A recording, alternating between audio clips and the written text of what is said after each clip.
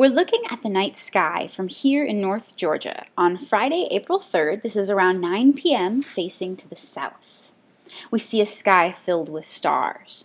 The stars form patterns on the sky that lead us to areas called constellations. Constellations are areas of the sky with defined borders. They're kind of like states on a map.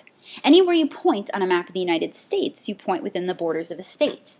And anywhere we point in the sky, you point within the borders of constellation. These are the borders of the constellations that are up now. It's bright patterns of stars in each area that act as the landmarks so that we can find a constellation in the sky. The first constellation that we'll look for is high in the sky to the south. We find it by looking for a pair of stars near the top center of your screen. They're called Castor and Pollux, and they're the head of Gemini, the twins. I'll put up the outlines of their bodies and a picture so we can see this a little bit better. In Greek and Roman mythology, the twins, Castor and Pollux, were actually half-brothers, but they were such inseparable friends in life on Earth that they wanted to be immortalized together in the sky.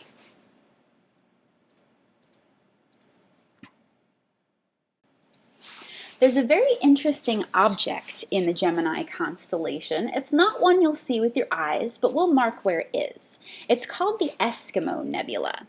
It's a planetary nebula. Unfortunately, planetary nebulas have nothing to do with planets. They're a small, round cloud of gas. The word nebula just means cloud. They're actually from a dying star. Let's take a closer look at the Eskimo Nebula. We're going to zoom in on it, which is kind of like looking at it through a telescope. At UNG, we have telescopes, and when the university is back up and running, you can go out to the observatory. Hopefully by the summer or this fall, we will have our brand new building finished as well with new, bigger telescopes. So be sure to check that out later this year. But we're going to take a closer look at the Eskimo Nebula now here in the planetarium by zooming in on it.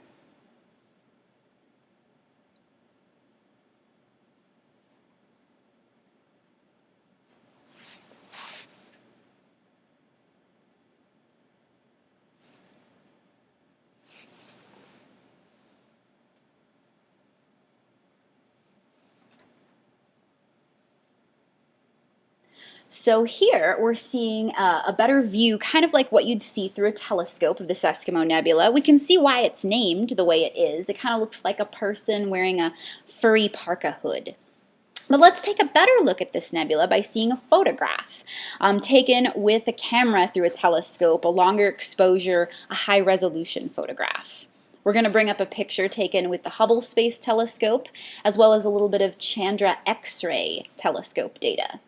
So this picture here is showing us the structures, the filaments of gas. What's happening here is at the center we have a star that was once a very sun-like star, but it started to run out of fuel in its core that it could fuse, and so it has these strong winds, material that's essentially drifting away. Eventually all the outer layers will be cast off, and you'll be left with a dead, dense core called a white dwarf star. Now, this is what our sun will turn into someday when it starts to run out of fuel. Thankfully, not for another 5 billion years. Now, this planetary nebula, though, might look a bit different than our own suns will.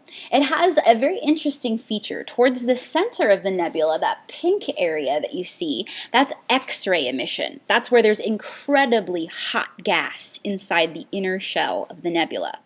And what we think's happening there, what astronomers think, is that there may be a companion star to this white dwarf, and it's basically has gases falling in onto it, and that's heating up the material. That gas is moving faster and faster and heating it up, and when it gets really hot, it gives off a lot of X-rays. We'll zoom away from the Eskimo Nebula and look for some more objects in the sky.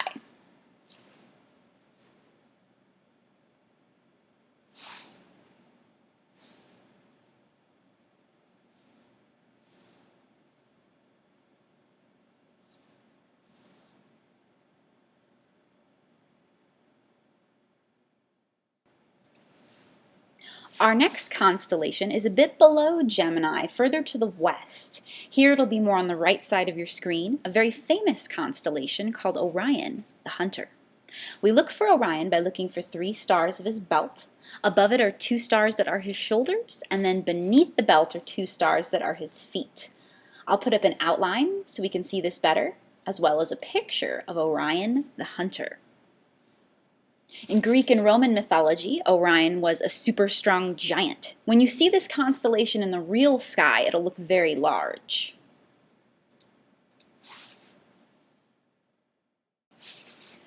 We're going to look for another object. This one is in Orion. It's hanging just off of Orion's belt, sometimes called the Sword of Orion. It's a hazy area in the sky where we have another nebula. This one's called Orion's Nebula, and it's not a planetary nebula from a dying star. Instead, it's a star-forming region where new stars are being born. Let's take a closer look at the Orion Nebula. I'll put up a marker here so we can see where it is, and we're going to zoom in on it like we're looking at it through a telescope, just like we did for the Eskimo Nebula.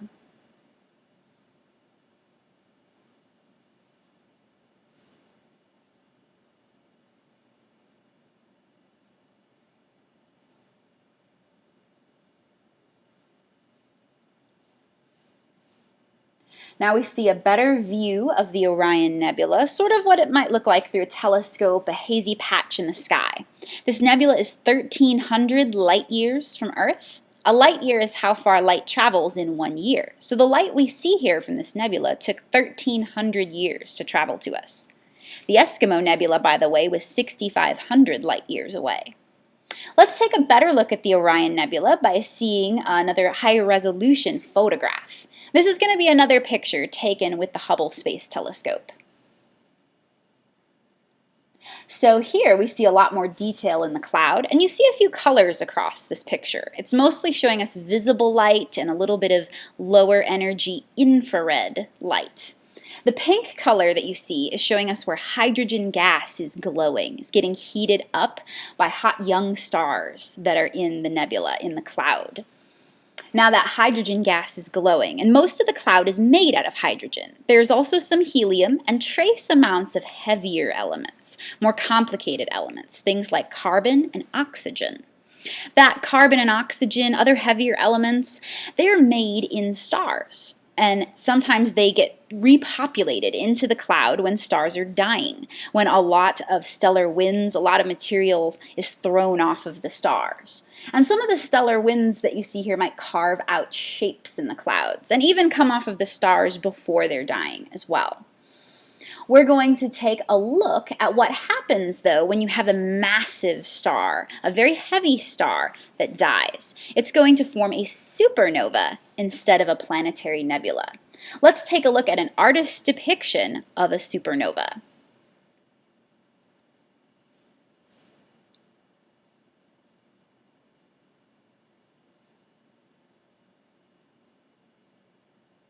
Here we see a very massive, heavy star, and it's nearing the end of its life, where it's starting to run out of fuel to fuse together in the center. It'll go supernova with a huge burst of energy.